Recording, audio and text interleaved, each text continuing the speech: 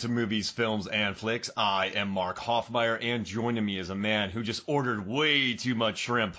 It's Chris Kelly.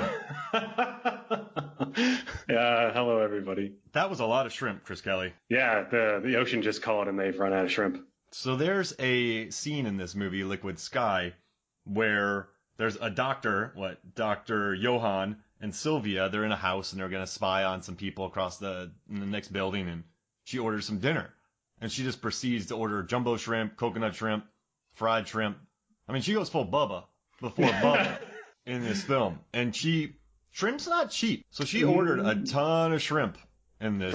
For two people, there was an astronomical amount of shrimp, I have to admit. Now, I don't know, you did a lot of research into this film, and I know you did some interviews and you listened to the Vinegar Syndrome Blu-ray that you got from our good friends, Videodrome. Our good friends there who are doing carry-out movies, which is amazing right now. I listened to an interview with Slava Zuckerman, the director, and they're like, what's with the shrimp? He's like, well, I knew someone who did that, so I just threw it in. So a shrimp lover. I didn't come across much with the shrimp, but a lot of this film was pulled from real life, and different characters that are written into the movie are pulled from their actual lives. Slava Zuckerman, Nina Karov, and Anne Carlisle. I read about that. They all sort of lived together for a while, and then they wrote this film because he had come over from Russia. He had some movies lined up. He was going to do a movie with Andy Warhol. He was going to do a movie about a guy who makes his 16-year-old girl, his daughter dies. He turns her into like a robot, and she's 16 for the rest of her life. And then his wife was working on a screenplay about a woman who just can't have orgasms. So then that whole idea, and then they brought in Anne Carlisle, and that formed into Liquid Sky. Correct. Yeah, it was a lot of it was the original idea was from Slava Zuckerman, who had come up with a movie with UFOs coming to America and a new wave model. From my interview that I had with Anne Carlisle, she said that she was a new wave model. Slava had written a screenplay out, and then they decided to turn it into practice. Then this is what we have, is the movie. It's interesting how this came about. I mean, it had a $500,000 budget, and I guess they did a lot of their shopping at thrift stores, but it became quite an iconic look. I mean, a famous store called Liquid Sky opened in New York. That was like the very trendy store where Chloe Sevigny worked, like very trendy type stuff. And he said a year later at Bloomingdale's, they saw these kind of outfits. So this was quite, I mean, at least in that scene, it was pretty influential in New York in the 80s. It was. When I spoke with Anne, she said that it was very much of the time that new wave modeling was taking over in New York. And as she put it, that the models were then of the people that you would see at the clubs, that they became the canvases. That's what Slava wanted to focus on, was that story with an alien invasion. And he compared this movie to was The Sleeping Beauty. And he said that the character of Margaret is looking for her Prince Charming. But she doesn't find a Prince Charming on Earth. She finds them with the aliens.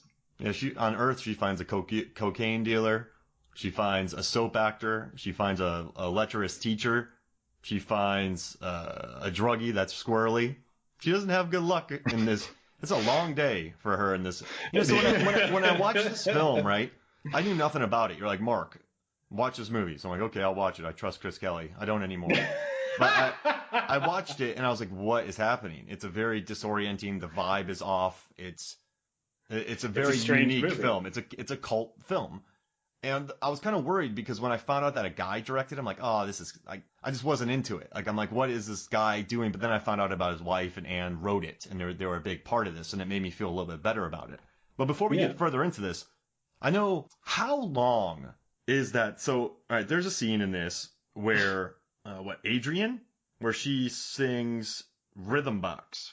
How long is that? Because she starts it, and then Jimmy and Margaret, are both played by Anne Carlisle, go to her apartment and they're hunting down cocaine, trying to get cocaine. They're there, they're back. She locks herself in a room. They're there for a while. Then they come back. Then they're hanging out for a while, and she's still performing that. Is it like a performance piece, like a poem, like slam poetry that goes 45 minutes? Or, I mean, how long is, could you say interested in that song for that long? I don't think so. I mean, that's about a good solid 30, 40 minutes, I would imagine. At least, and like, right? After a while, you're like, whoa, hey, Adrian, can we put on Rapper's Delight for a minute just to bring the vibe up?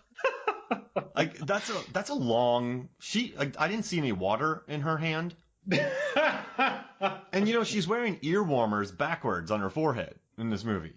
At least that's the vibe I got. You know those things that you put behind your head to go wrap around your ears when it's cold? Yeah. She wore that over her forehead. Well, it was of the time, Mark. No, I'm not hating on it. It's a very interesting choice. Like I was like, I've never thought about doing that. Maybe I should. And now, Mark, maybe I am now. You are. That explains why your forehead is so warm. All right, Chris Kelly, in a nutshell. Not in a nutshell. I don't know why I said that. Don't lie. Oh wait, no, you don't have to lie either. No, I don't know why I said that. Do me a favor. I'm pulling in jokes with myself that the audience has no idea. That's bad. So what I want you to do is sum up this movie in 240 words or less. Oof, I wasn't expecting to be put on that kind of pressure. Let me see if I can do it. Flop sweat. Chris Kelly, I see sweat coming through. The sweat is coming through your computer right now because of me. I'm sweatier than Carl Weathers in Predator.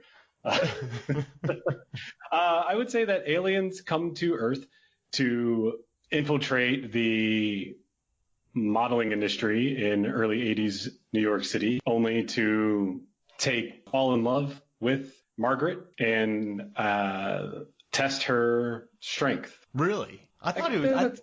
That's interesting. That's a unique look at it. Is that the look at it? Is that the way they explained her? Is that the way you interpreted it? That's the way I interpreted it. Oh, that's interesting. Because it seems like they've taken a liking to her right off the bat.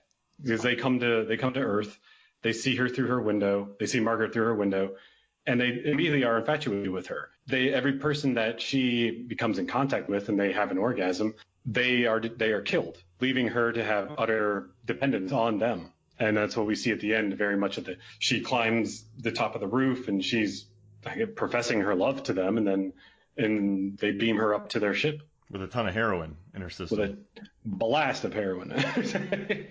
See, I thought they were just kind of following her around because they're like, well, bad things happen where she goes and we can play, because they land in places where heroin is plentiful, correct? Mm-hmm. Yes, yeah. And then they also kind of get that rush through other people's orgasms. So she's going around, and a lot of her situations, they really like, it's tough. I don't want, like, it's tough to talk about because she just goes around and essentially gets, well, no, she does. She gets raped a couple times, and then like some guys kind of use too much influence. They push themselves on her. So she never has an orgasm, but these guys do. So then they die. So like, and then that scene with Jimmy, and then the scene with Adrian, they disappear. So I was wondering if, since this is all forced on her and she never has that, then she's safe because she is not doing what all the 5 other characters did. That's fair, yeah. And then she becomes like an avenging angel, right? When she goes after the soap guy. Yeah. What a sneaky trick. She goes up to him and she does all this dancing for him. He's like, hey, you want to get out of here? And then he tries to give her Quaaludes. And then he uses the age-old thing, well, my dad's in pictures. I can put you in pictures. And she's like, yeah, you think that's going to do anything for me? So I thought that was pretty cool to put that line in there. I love that she really cusses him out too. She gives it to him. She's a tough woman in this movie. I thought her character is very strong and empowering, and she doesn't take shit from other people, which I liked a lot. I mean, she kind of does at the end, right? When she's like, it doesn't matter what I do, just do it. Yeah, more or less. At the end, it's like she's giving up, but it's almost like she has utter feelings for the aliens at this point. She knows what's going on, and then she's professing her love to the aliens. When you talk to Anne, like, so this scene, like, I'm sure that she had seen this kind of thing in New York, and maybe Slava had too, where, we talk about this in Bowfinger with Heather Graham's character, but they go to, like people from a smaller city. So she's a wasp from, I don't want to use a lot of the words they use in this movie, but she's a wasp from Connecticut that came down and what's up? I'm sorry. I was going to say that speech was written by Slava, and said either the day of or the day before they shot that scene. But Anne had taken Slava and Nina up to Connecticut where Anne was from and showed them around, and Slava compiled that whole speech based on their interactions. Yeah. That's cool. So she said it was like she was telling her whole story about why she's in New York City. Well, and then she kind of does that. Oh yeah, and then the speech that she makes at the end about being like Bowie. Yeah, that whole thing it was written from that. Oh wow! I mean, from her whole life. And her friends are terrible, by the way. Yeah, they're not. They're a lot of jerks. Do it, Jimmy. uh, Jimmy, who plays the other model, he was originally supposed to be played by another person, but according to Anne, the guy never showed up. So prior prior to them shooting this, they were scouting for locations, and they were doing the nightclub scene, and they were at an actual nightclub. And Slava said, "Well, why don't you dress as a man and try to pick up a lady here?" And Anne said, "Sure, I'll do it. Why not?" So she dressed up very much similar to the character of Jimmy, and she said she went to the club and she picked up a woman almost immediately. And I said, "Wow, like that's insane. Did it just work?" And she said, "Yeah." She said it was really easy just to go pick up a woman. She said afterwards, she apologized and said, "Look, I'm actually a woman and I'm doing this as a part movie. No hard feelings." And she said everything was cool. But she said Slava said that was what he needed for her to actually to know that she could play Jimmy. Oh. And it's pretty wild to think about because the visual effects at the time in 1982 was not exactly top notch, but you can't really tell that it's being played by the same person. At least I couldn't the first time. I mean, the first time I saw this movie, I knew that there was something off, but I didn't realize that they were the same person. But she explained it all to me that, they had the tennis ball on a stick, and then that was used for the eye line, and that they recorded that, and then so on and so on. And it's really interesting how they put all this together, just simply because the guy didn't show up. I bet Slava was cursing this guy too, because it gave them a lot of extra work to do Yeah, as well. I would imagine it wasn't exactly the easiest. But since Anne had already written it out, she said it wasn't hard for her to do because she had based all the characters on people that she had known. She wrote it. So it's not like it would have been hard for her to memorize the lines or know how they were supposed to behave or act. Yeah, I mean, that's what makes this movie so unique, I guess, and that's why it still has such an audience. And Vinegar Syndrome bought it back. I mean, there's a lot of it's an interesting film. And I was reading. I'm gonna switch things here a little bit, but the score in this, I was reading a review for it, and they said the score is almost invasive of the film. Yeah. But it is. And Mondo put out a limited edition vinyl treatment of it. I mean, this is a cherished score. And Slava, you know how he started doing this score? Do you know the behind the scenes story about that? No, I don't. Well, there was this place that they had the synthesizers, but it was only at their studio. So they were having people come there and they were teaching people how to use them. So he would go there and for very cheap, he produced a score on these machines that people were trying to get people trained on and to use. So he kind of snuck in there and made that happen, which I think is a pretty funny story. So he kind of just went in there with intentions of being like, "Oh, well, I'll just learn how to do this." But then he was actually putting together the score. Yeah. He's like plonk, plonk, plonk, plonk. And the thing is, have you listened to the score without the film? I have. It's actually for streaming on Spotify. Yeah. How does it hold up? Like just listening to it. It's very well. A lot of the songs are short. I mean, it's a score, so there's not like a lot of long songs, but it sounds eerie in your house if you're just sitting here by yourself, like cooking dinner, and then you play it. It doesn't sound. It doesn't work. I don't know. My personal opinion is it's a very unique sound. It sounds a lot like a certain ratio with band Suicide. If you know those bands of that, they all came out around the same time as the early '80s, but they all had that certain sound to it, which was slightly strange but haunting at the same time, but you could still kind of dance to it. Yeah, I mean, when Margaret dances for the soap actor, like she busts out some interesting moves, and at the club they found some like I know a lot of these were club people, they were scene folks at the time, and it was pretty interesting what Slava said. Since he was an immigrant, he always kind of felt like an outsider. As he said, he was like, I'm a Jewish man, so I always felt out of place wherever I was. So I think he felt really comfortable with this scene. Like the way they portray this scene is in no way really judgmental. And these are kind of the outsiders that he felt comfortable with. So so I thought that was a pretty interesting thing. But the extras in this, they were dancing pretty good to this music. Yeah, well, they were dancing very much of the time. They were moving to it, and a lot of those people were just club goers. They were there for the actual club. One of the things that was interesting I found was that the models that were used in this movie were actual models from the LaRocca industry, and the hair and makeup was from San which is they call themselves the Studio 54 of hair salons. Oh, wow. So all these people, Anne was a model for La Rocca, and she brought them for the movie. And then Sinadre was also a company that she had modeled for, and they offered their assistance. And a lot of the models that are in this and a lot of the small day player roles are all played by professional models. Oh, wow. So I bet they're very happy that they brought in Anne. Well, they met Anne through Owen, right? The guy who played the teacher? Yes, and Because he he was was a playing casting himself. agent. Yeah, because he was a He casting was. agent, right? Yes, she told me. I'm sorry. I listened to an interview with Anne about how she met Owen or Bob Brady, and Bob saying Brady, that. yeah. But she said that she just wanted to try acting, just to try it. And Bob Brady was like, "Well, come here, let me see if you can do it." And he recorded her just acting, doing some monologue, and she liked it, and he liked it, and she thought, what the hell, I'll give it a shot. She was right.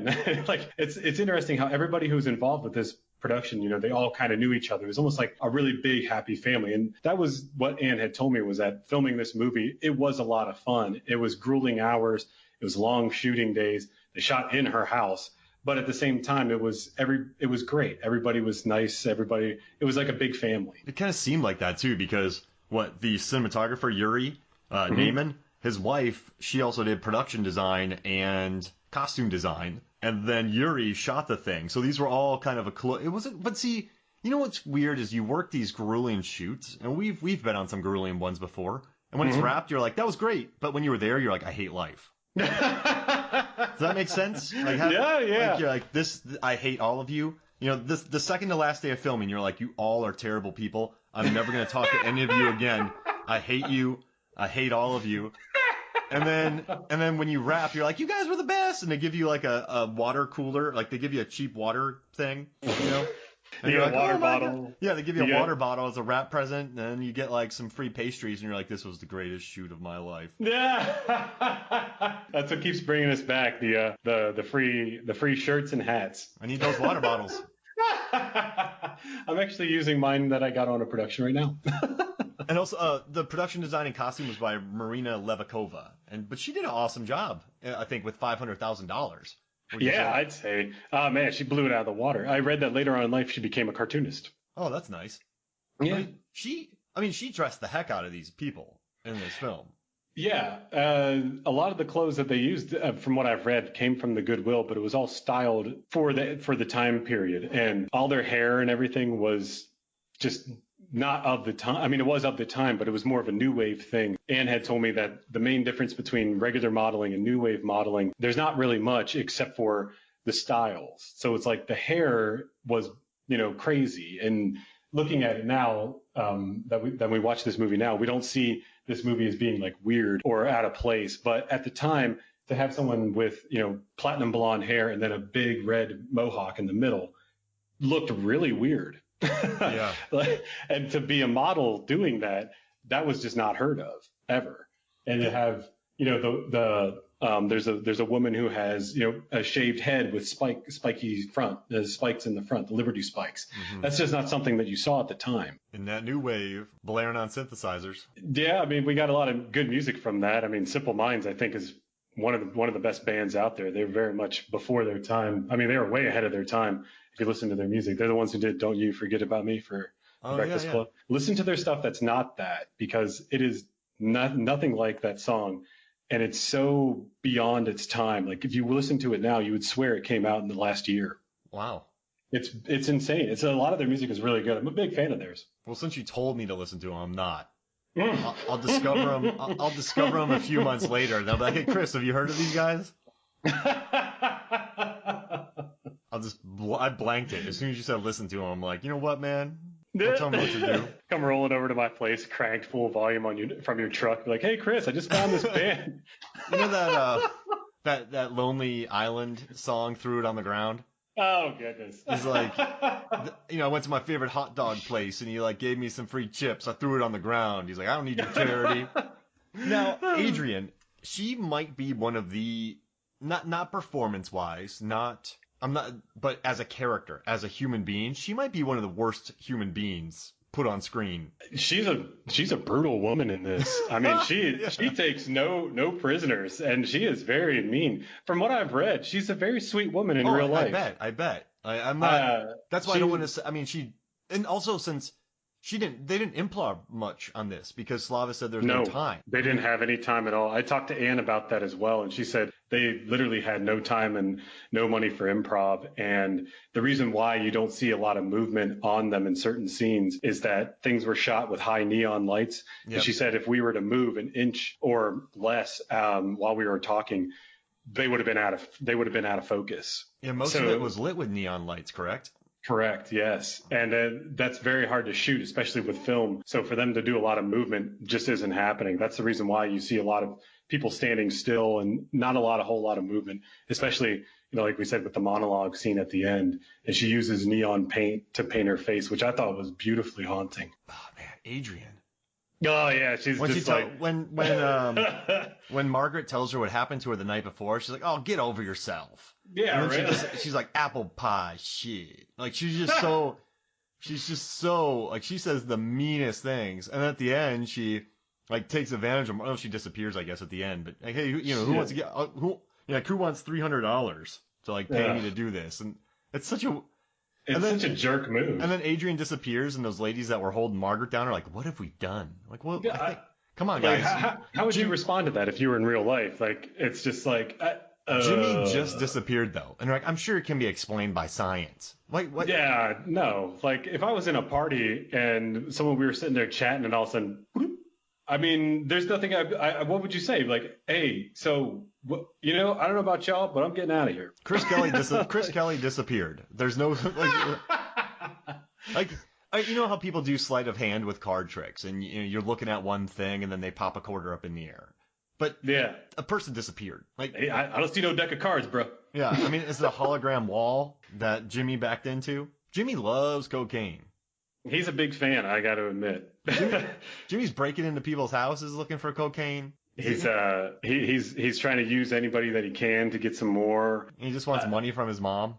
Yeah, he's written very much like a Bret Easton Ellis character. I spoke to Anne about that, and I mentioned that I felt that this movie would be a Bret Easton Ellis sci-fi film, and she said, well, I mean, obviously she didn't get the idea from Bret Easton Ellis because he hadn't released his first novel yet. Yeah, but she wasn't really familiar with his work, but she's like, well, I guess. I mean, I don't really know, but whatever you say, Chris Kelly. Yeah. Yeah, I believe everything else you said. Yeah, thanks. We made a movie before this guy, and you're comparing it to it. Kelly. So I just felt like the characters were very much of a Bret Easton Ellis novel, specifically Jimmy. Oh yeah, Jimmy is he is a Bret Easton Ellis novel. I wonder if they got the look forward of the characters in The Informers from this movie. Have you seen The Informers? I have not. That's a good movie too, but I mean, I don't know if you'd be all on board for it, but well, I'm gonna watch it now because you're saying I won't be on board for it. So this is all you gotta do, Chris. Don't listen to this band. Oh yeah, I'm gonna go listen to it, and then I'm gonna catch on to it, and then you're gonna think that you're smart about it, but I'm like, I got him. I got Kelly. He's so screwed. Chris Kelly's staying up at night trying to figure out ways to get me to listen to songs. Can't do it. I'll tell you, I'm not going to listen. I'm totally going to listen to Led Zeppelin now that he said not to listen. Yeah. You know what? The guy from Led Zeppelin went to another band. I'm going to listen to that one. Chris Kelly. Oh, my goodness. So, yeah, I mean, I guess... I wasn't too big in the scene in the 80s, but we all, what's interesting, we talked about Valley Girl, which was made in 83 over in California.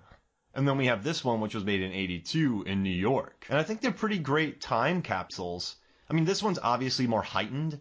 It's obviously more, it was the dialogue, the delivery was meant to be stilted, correct? The dialogue was meant to be, there are line readings in this that can only be from people reading the lines like that because they were told to read the lines like that. Does that make sense? Could you give me an example of what you mean? Well, at the very end, when the group are around him, like when they're around her and they're just sort of saying things like, like Like, well, I'll give you $300. I don't know if I'd want to pay that much money. And like, they're just kind of like, and then the old McDonald had a farm scene. No, yeah, Like, I understand what you mean now. Yeah, I agree that there's probably a lot of there was a few moments like that they probably wanted to add that in there and not really quite sure to do it. But I mean, we have to understand that this movie was shot on film, so if you wanted to get one or two takes of somebody saying that, like that's it, you couldn't afford to keep on going, especially when you had more scenes that were more labor inducive. but I think that kind of adds to the charm a little bit. Absolutely, I yeah. feel like there's a very heightened aesthetic in this film, and sometimes when movies do that on purpose, it really sort of annoys me because I feel like it's very faux. I just feel like I'm going for something. But this movie, I guess there's an ounce of like authenticity because it's just all the kids and like it was a scene movie. Does that make like it was like how they cast kids and kids like street kids for kids. You felt that authenticity. So if you cast real actors and kids, it wouldn't work.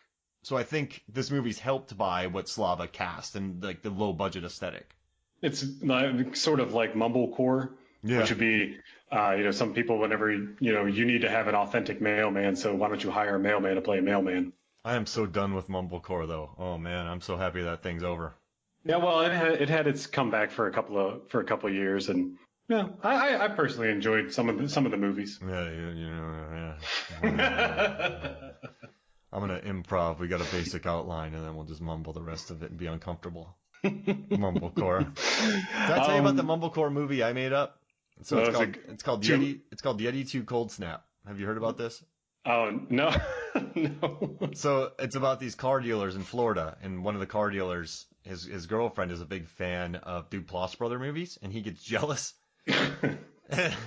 and he makes a movie called Yeti 2 Cold Snap, and it's based on a movie called Yeti, and he illegally makes a sequel, but he makes a movie about this Yeti that moves to Florida, and because he fell in love with a woman. And he's working day jobs and he's really sweaty all the time. And he just kind of drives around dealing with life and mumbling and being really uncomfortable with everything. He's like, I moved from Antarctica and now I'm living in Florida. I'm dealing in insurance. Like it's just very, he's just really having a hard time adapting. And, people are calling him a loser because he can't, get into school because he's a Yeti. He doesn't have, of course, like a high school degree.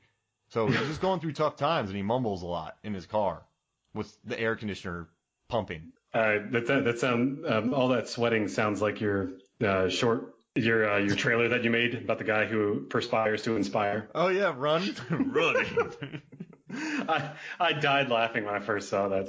If you guys are wondering, I was in film school and my buddies and I we made some trailers, and there's one movie where I'm just running. It's just a guy who perspires to inspire. And then we have another one called oh man, so it's about like a Mad Max movie where one guy will fight all the forces of evil in this post-apocalyptic land, but he's joined by his deadbeat brother.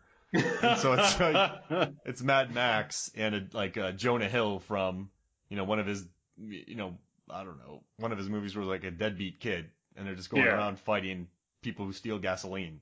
The other one I really liked was the guys who were making the projector pack that would send you into the air. Or the Canadian C4. I always die laughing every time I think about it. Whenever Megan had made the fake newspaper article, and on the front it just says kablooey. That guy blew up. So this guy tried to break this record jump on a homemade jetpack filled with C4, but he didn't look where he shot off, and he just blasted right into a tree. It's like you should go in an open field, but he just took off because he was so excited and kablooey. Oh my gosh! I like talking about my stuff. This is great. No, but how'd you first discover this movie, Chris Kelly? Well, I had just got Shudder because Joe Bob Briggs had come back to television and he was going on Shudder. So I got Shudder. I was just thumbing through movies to watch one day, and I saw this film, and it said the front cover of it looked really intriguing. It just looks very surreal and weird. So I decided, why not? I'll give it a shot. As soon as you hit play, it just says, boom, liquid sky, and then you get a shot. And it starts on, that mask that was specifically made for this movie by a Russian artist.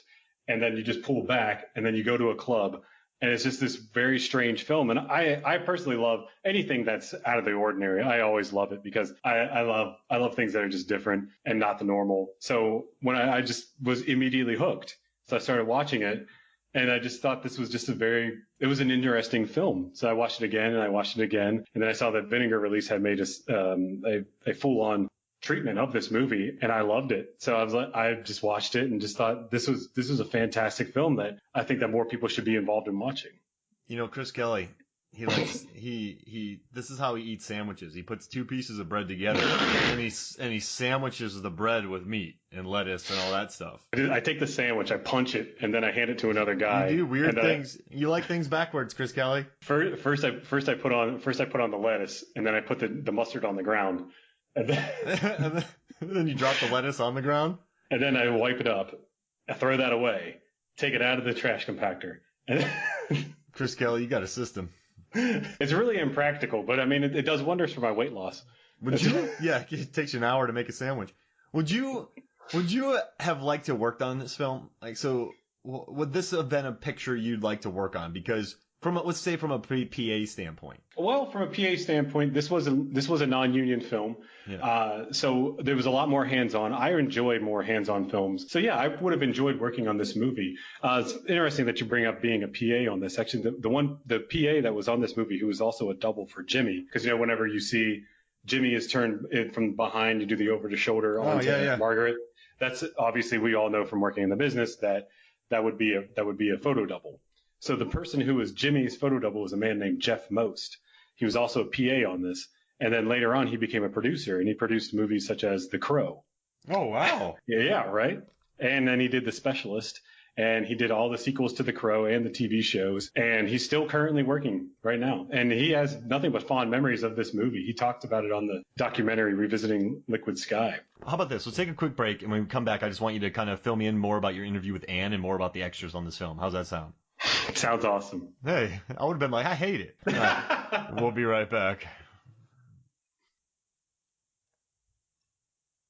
Welcome back to Movies, Films, and Flicks. And Chris, we didn't talk about this, but Adrian's a necrophiliac too.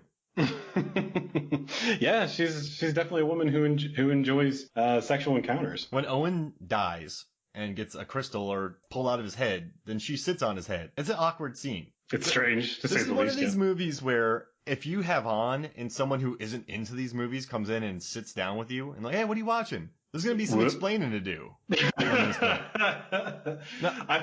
felt that a lot whenever I watched this movie, that if somebody walked in, that they would say, hey, what are you watching here? But, I like it, so I wouldn't have any issues explaining it.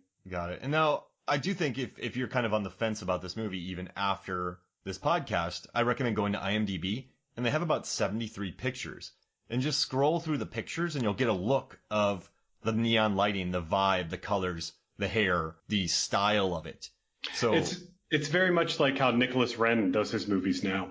Yeah, and yeah, I mean, he's a fan of this film. He's a big fan of this movie, and you can tell by his use of, I'm not going to say like neon, but his use of colors. I mean, I think Only God Forgives, we did an episode about that, has some of the best usages of red. Just very, washed out kind of like ominous lighting, and this has this as well. So yeah, I mean, this definitely, I could see how this, and I mean, Lady Gaga has been really influenced by this film as well. She loves it. She goes on the record saying that. But I could see I mean, this is the kind of movie though that it's one of those films where you get like, I don't know if you remember this, but back like in 2001, when the Boondock Saints VHS or DVD was floating around everywhere. So you couldn't really get access to it, but you had a buddy who had it. So I kind of like that this film probably was on bootleg VHS tapes, and then it went on bootleg DVD tapes, and then you could buy it at like a Comic-Con or a vendor. So I think it probably has a very impassioned audience. What are they going to think when all right, Chris, you've been watching Liquid Sky on a twice taped over VHS tape of Liquid Sky, and then you get the 4K Vinegar Syndrome. What's going to happen to you? Are you going to, like, what's your first thought when you see the 4K and the color compared to the VHS tape? Is it a movie meant for 4K? Is it a movie meant for kind of VHS tapes? Does that make sense? No, it makes sense. I think that, I don't know, maybe that it would be too much to put it in 4K. I feel like films that were not shot digitally or in 4K should be released in 4K. It's much like whenever The Thin Man was released on Blu-ray. It's like that movie was not shot digitally. If you do a digital transfer, it doesn't look the same. It doesn't feel the same, if that makes sense. I feel this movie, the version that I saw was the DVD version, but it was still like intensified. Yeah. As opposed to how it would have been normally seen shot on film, which is not a bad thing per se. It's just things pop out that maybe shouldn't have been popped out, or maybe the director didn't want to stand out that do stand out. It's certain things like that I have that would bother me, specifically the spaceship. When you see the spaceship coming in, it's a little off looking. I love the scenes whenever we're seeing the alien's perspective and all you're seeing is kind of like a predator vision. I think that's dynamite. I love the way that looked. Oh, for sure. And you know what's kind of neat, though, about Vinegar Syndrome? They allowed Yuri and Slava to be there for the transfer of this. Oh, wow. Yeah. So then they approved all of it. Yeah, so it's pretty interesting, right? They didn't want to do that for years because they didn't have a good transfer. So they just kept it on reels that were falling apart. And then they were finally able to work with Vinegar Syndrome on this. And I was reading around. The release of this came, Black Friday last year, and that's when I bought Tammy and the T-Rex instead of this. But I'm very happy. I love Tammy and the T-Rex. I still have to see it. Yeah, and then we have the episode out now too, so make sure to listen to that, everybody. So, or don't listen to it, or do. You know, if you like wherever you're at in life, you know, either don't or do. You know, if you don't like people who are on the fence, listen to it. If you don't like being told what to do, don't listen to it. It's a definite maybe. Yeah, definitely, maybe, kind of. You know, if you got the time, if you got a few minutes, put it on here. If you're going for a walk, you know, put it on. But I don't want to tell you what to do. I think, however you want to listen to the Movies, Films, and Flicks podcast, you should listen to it however you want. But I'm not telling you to do that. I want you to kind of. But if I tell you to do it, you're not going to do it. So here's what's going to happen. Just if you're ever out and about and you think about it, maybe just do what you want. But I'm not telling you to do what you want, because then you will do what you don't want. And if you don't want to, then just listen to it. If you want an AirPod or Bluetooth speaker, or if you have stereo surround sound, either way, I believe that it should be eventually heard somehow, if you like it. I mean, we're on iHeartRadio. We are on Spotify, which you can get through your smart TVs. We are phone, desktop. I mean, we're anywhere. Sometimes I just scream out the podcast in places. It doesn't work like that, but I do it. No one really listens to me. I got arrested twice, but, you know, I do it. But the cop said I told a great story about Big Trouble in Little China in the cop car. So it was really good. Yeah, they agreed with me. Yeah. So it kind of worked, or it didn't. I got a new subscriber. All right, so when you're kind of going, so I kind of listened to Slava and how they made this, and one thing that I found was pretty interesting is his wife, who also produced this. Let me get the name here real quick. Nina. Yeah, Nina. There it is. Nina Karov. Oh yeah, Nina V. Right?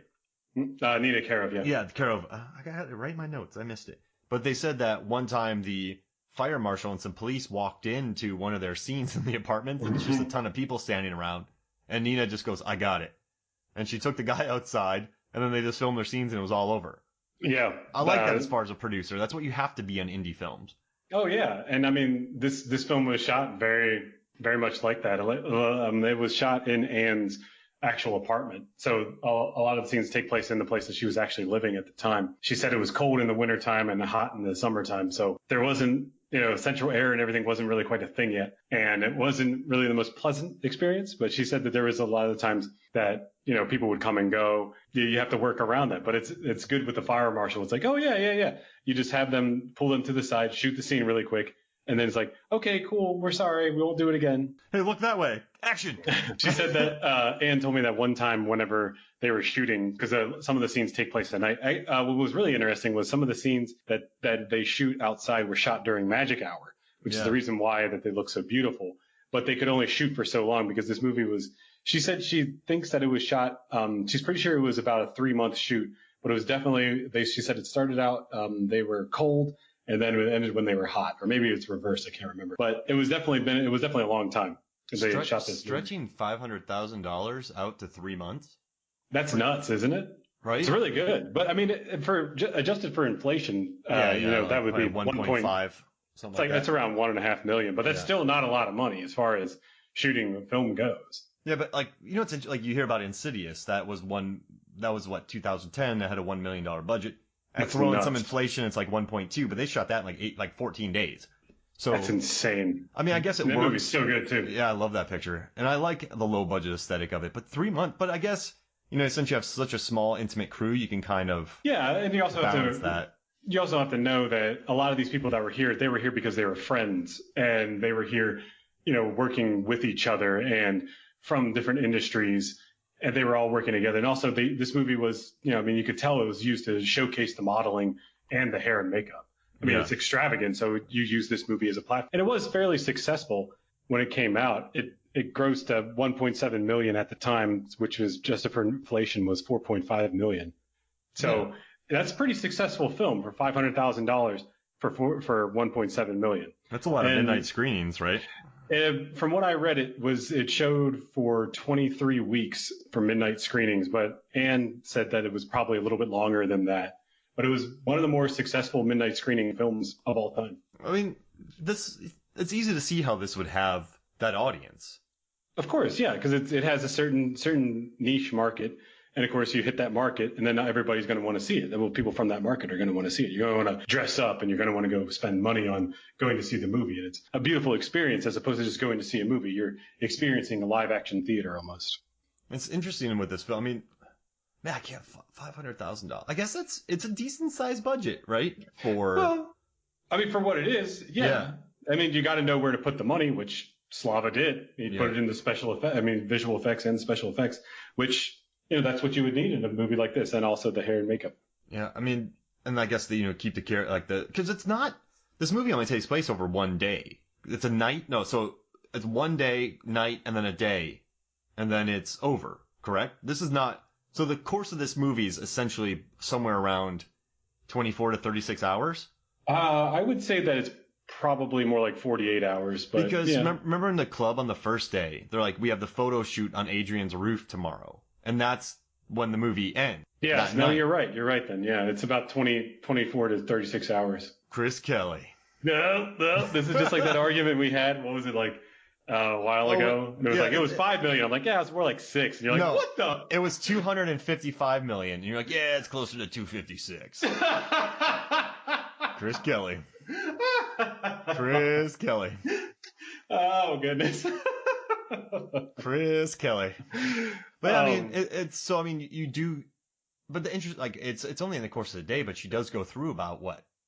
3-4 outfit changes, I guess, throughout the day, because you have the night that, when she's out, and then the morning when she goes out with Adrian, and then when she goes out and meets with Owen, and then her next outfit later on. So, I mean, it's a lot of, I guess it's not too many costume changes for her. And I guess, several. and I mean, it's definitely something that you need to keep track of, but it's not as, I guess it wouldn't be as difficult if you think about, but if you stretched it out over a period of 3 months, it's like, woo. yeah. Yeah, you're That's right. pretty rough. How long do you think it took for them to film the Johan and Sylvia scenes? So Sylvia is Jimmy's mother, and Johan was spying on the aliens from the World Trade Center, but shuts down at night, so he has to go to her apartment with his,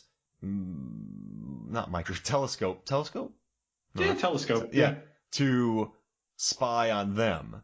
And then they proceed to just have a dinner, and she tries to woo Johan, and then Johan gets stabbed. Yeah. Poor Johan. But he did not handle that situation, Chris Kelly. He runs up to her, grabs her arm. She's already unhinged. Like, Johan kind of dropped the ball. Yeah, I'd say that he decided to go over there at the wrong time. I don't know if he would be able to tell, but clearly she was high, and she was the character of Margaret was definitely on a mission to not have anyone interfere with her getting in to this spaceship. And she does. She does. According to Slava on the commentary for the DVD, he said he left it open-ended. He said, well, she goes onto the spaceship, or does she? Who knows? I like to think that she may have, but it's all open-ended. So he's like, I want the viewer to come up with their own ideas for the ending. Wow. I mean, and he talked about a possibility of a Liquid Sky too, and it's in the air. It sounds like everybody is on board with making Liquid Sky 2, but Slava said that his idea for a sequel would be Anne's journey coming back to the planet Earth and what happened to her after she went to the spaceship. Oh. If that's what he said that he would do, if that's the direction that seems more plausible. I don't know. I think that would be fairly interesting. I don't know if a Liquid Sky 2 would really, you know what I mean? Like, would it really work? Well, this movie is so of its time and influenced by the people that were around, and I feel like there's an organic vibe to what happened, a very natural. The stars aligned, and these people got involved, and it happened. So now, if they make it, it's like, are they trying to recreate the vibe of something they created organically, like lightning in a bottle twice? It's got to be. Like, you know when so I keep bringing up this movie, and I'm not even that big of a fan of it, but Boondock Saints everyone loved, but then the sequel came out and everyone's like, ooh. It's just, you can't, it's very hard to recreate a cult classic. Some movies do it, but it's very hard to capture that. I mean, why not try? But yeah, I mean, worse things have been shot, I'll say that. I mean, if some of these movies can get 1 point, if some of these films going around today is like get wide, like they sell overseas rights and they're on every red box and they go to Hulu or Netflix. If these movies can get 8 million, I don't see why you can't just be like, all right, Slava, you get 1.5, you get 2 million, make it happen. So it'd be interesting to see. But the times have changed, and even Slava was saying, he's like, I miss old New York. He's like, it was dangerous and it was dirty, but I love that vibe. So it's gonna be interesting to see what he kind of does. I don't know. I would be on board to see a Liquid Sky 2. I hope it does happen. There was a book that was written about this movie. Yeah, she wrote it, correct? She did. She wrote it. I tried to order it, but I couldn't get a hold of it. And she told me that it's written from Margaret's point of view, that she kind of dumbed the character down a little bit. And she just said that everything is written from the Margaret character. Hey. And I was like, oh, well, that would be an interesting read. She said it's very much like the movie, but it's not. She said that there's not really anything that she changed. So I would definitely be interested in reading it. You can get it on Amazon right now. How bad was that slam though at the end when Jimmy looks at her? He's like, "You look tired and ugly." Oh man, he is such a little jerk. He's like they all call you chicken legs behind your back. It's like, shut up, Jimmy. Doesn't Owen say to her, like, "You got the best legs to stand on"? It's like, oh, Owen. Yeah, he's obviously a sweetheart, and he's trying to at least make her feel better about herself. I think he's bagging on her friend, but see, he's like bagging on her friends. And then eventually Anne, in real life, left that kind of lifestyle. She did. You just don't want to hear that when you're in that lifestyle, I guess. Yeah. Like me. Well, nobody likes to hear anything bad about themselves, but, I guess even at the time, if that's your profession, if somebody was to say that about you, it's like, come on, man. But, no, after making this movie, Anne went on to do a little bit more acting, but then she became a therapeutic artist. Hey. Yeah, she did a lot of paintings and a lot of art, sculpting and whatnot. She sells her stuff online currently. It's beautiful stuff if you want to check it out. And what do you think about the knife fight between Adrian and Margaret? I think the knife fight in West Side Story was a little bit deadlier. But I was like, come on, man. Like, but you just thought, like, Margaret overpowered Adrian, though. Margaret went beast mode on her. She's got a good foot of height on her. I mean, shit. Yeah. Like, I don't think it'd be very hard for her to just be like, give me that knife. Just like shove her to the side. Adrian. Yeah, she's a jerk. She only did 2 movies and then that was it. I guess I tried to get in contact with her. She doesn't seem interested at all. Like a lot of interviews that I've read, they try to get a hold of Paula Shepherd, and she's just not interested in talking about her film career. She did 2 movies and then that was it. Well, I mean, if she's I guess there's a couple things. She's probably the nicest person in the world, and this character is so reprehensible.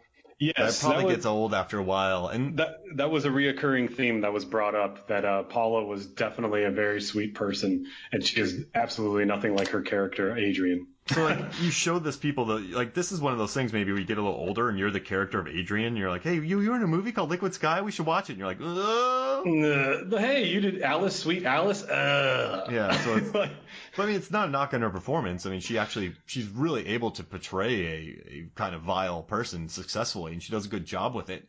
And how? Yeah, and how. No, Chris Kelly, I appreciate you recommending this to me. Is there any final things you want to talk about before we get out of here? Any Chris Kelly recommendations? Yeah, there's a couple of things I wanted to add that, according to the commentary, it took about 3 to 4 hours of makeup from transforming Margaret into Jimmy.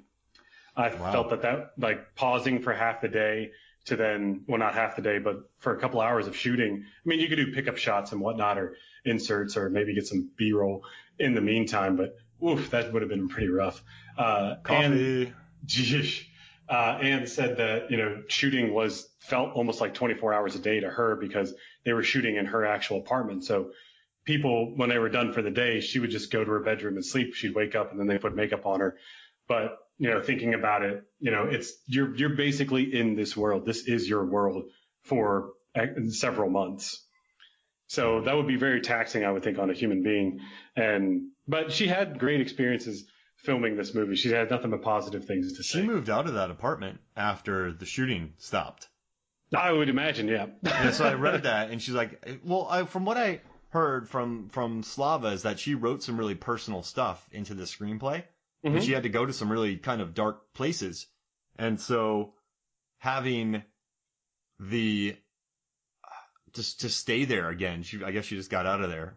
She did not want to be in that place anymore because that's a rough mindset to be in for 3 months. Because she had to, like it's a tough 3 months for her. She had to play roles where she was slapped around, mistreated. Like it's a Raped. yeah, raped. I mean, it's just it's a tough. It's a she one of the things that was interesting was the character of Vincent, who was played by Jack Adelist, was not an aggressive person in real life. And there's the scene where he has to overtake her. So Anne said that she bit him during rehearsals so that he would be more aggressive with her. Felt like it was okay for him to like smack her around a little bit. Wow.